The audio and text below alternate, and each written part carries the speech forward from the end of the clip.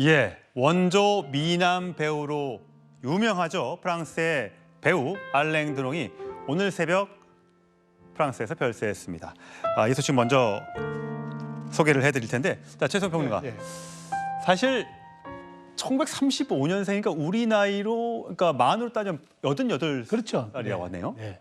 이제 거의 90을 가까운 예. 나이인데 이제 정말 돌아가셔서 많은 사람들이 지금 사실 그 입에 오르내리고 있는 이유는 워낙 영화도 영화지만 그 수려한 외모 때문에 예. 우리가 사실 알랭 드롱이라는 이름의 고유명사가 잘생겼다는 미남의 대명사가 돼버렸잖아요. 그렇죠. 사실은. 예. 그래서 우리 국내에서도 누가 뭐라면 한국의 아랑드롱 뭐 이런 식의 이제 표현. 그렇죠. 우리는 알랭 드롱이 아니고 아랑드롱이 할머님들이 아랑드롱 뭐 이렇게 얘기했던 것 같아요. 천상천하고도 어릴 때 아랑드롱 닮았다는 얘기 많이 들었을 것 같은데. 모든 할머니들은 손자를 다 아랑드롱이라고 아랑드롱이었죠. 얘기했습니다. 전 정말 근데 이 평생 그 두 명의 부인 가운데 세 자녀를 두었는데요. 이 세 자녀가 굉장히 또 효심이 깊어서 이번에 세 명이 공동으로 이제 이렇게 아버지의 사망 사실을 또 알리기도 했는데 어찌됐건 한 시대를 풍미했던 정말 그 음악 스타가 이렇게 또 사라지는 걸 보면서 저는 프랑스가 이번에 파리 월드컵을 또 하면서 올림픽, 여러 가지 파리 올림픽. 올림픽을 하면서 문화적 자긍심을 이끌었는데 그 프랑스를 또 하나 상징했던 음악의 스타가 또 이제 별이 되어 사라졌다라는 측면에서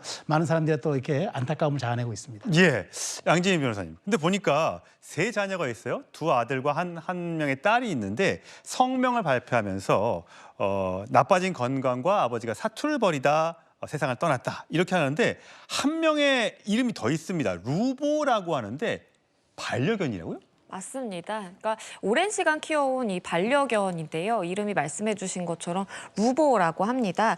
사실 자녀들이 이렇게 아버지의 별세 소식에 대해서 발표를 하면서 그래도 가족 구성원의 한 일원으로서 이렇게 반려견까지 같이 언급을 하면서 이야기를 전했고요. 실제로 알랭 드롱이 이제 별세하는 그 당시 시점에도 반려견이 함께 했다라고 지금 전해지고 있는 상황입니다. 그렇군요. 사실 알랭 드롱이 또 유명세를 탄 거는 2년 전인가요? 그 안락사를 나는 선택할 수 있다라고 밝혀서 사실 오늘 이 별세한 원인은 사망 원인은 아직 가족들이 밝히지 않아서 알 수는 없는데 안락사를 했는지 안 했는지 그때 안락사 논란이 좀 벌어졌잖아요. 그래서 국적을 프랑스에서는 안락사가 안 돼서 스위스로 옮겼다라는 얘기도 있었고요. 그렇죠. 그러니까 본인의 의지는 굉장히 좀 확고했던 것으로 보입니다. 2022년 3월에 이제 본인은 만약에 이제 내가 선택을 할 수 있는 그런 순간이 온다면 주저하지 않고 나는 안락사를 선택하겠다라는 이야기를 매체 인터뷰를 통해서도 밝힌 바 있었습니다. 사실 2019년에 뇌졸중으로 수술을 받았어요. 그 이후에 오랜 시간 동안 이제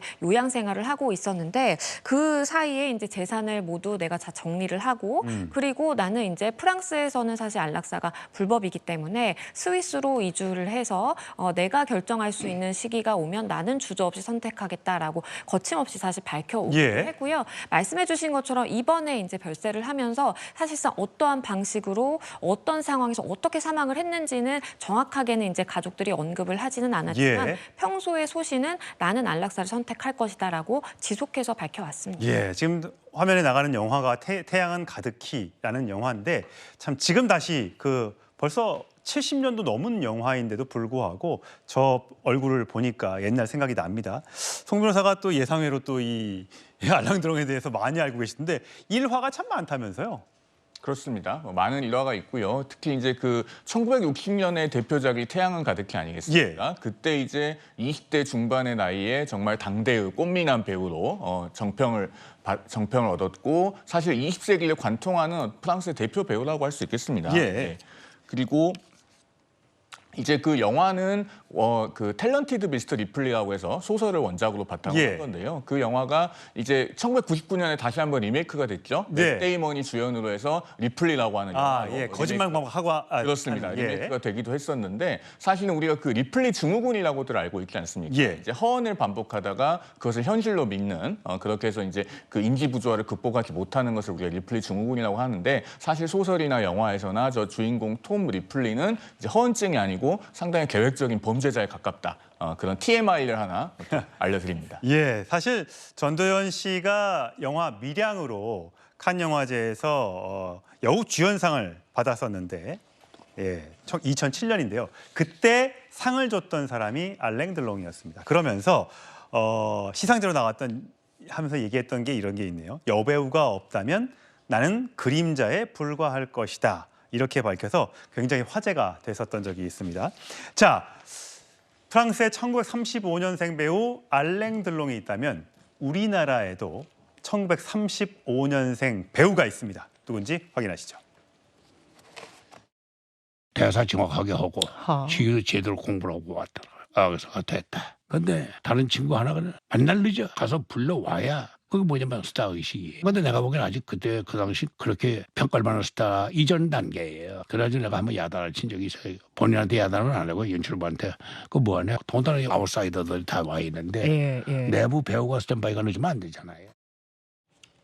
예, 양지민 변호사. 사실 우리나라에는 한국의 알랭 들롱 하면 고 신성일 선생님이 계신데 이순재 선생님도 지금 거의 90을 바라보는 나이에 저렇게 연극까지 하고 저 긴 대사를 다 외워서 출연하시는데 요즘 후배들한테 좀 쓴소리도 하고 그러시더군요.